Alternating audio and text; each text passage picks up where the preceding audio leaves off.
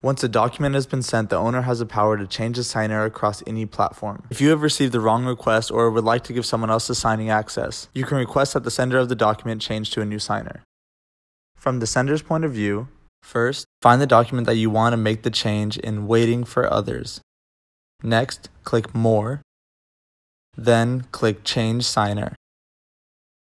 Select the signer that you want to replace, then add the email of the new signer and press Confirm.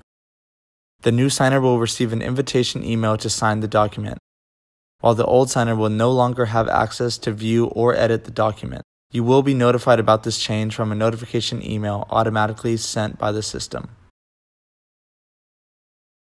Now, to request that the sender change the signer to someone else, first, find the document in Waiting for Me.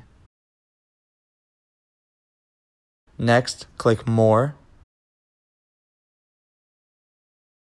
Now click Ask to Change Signer.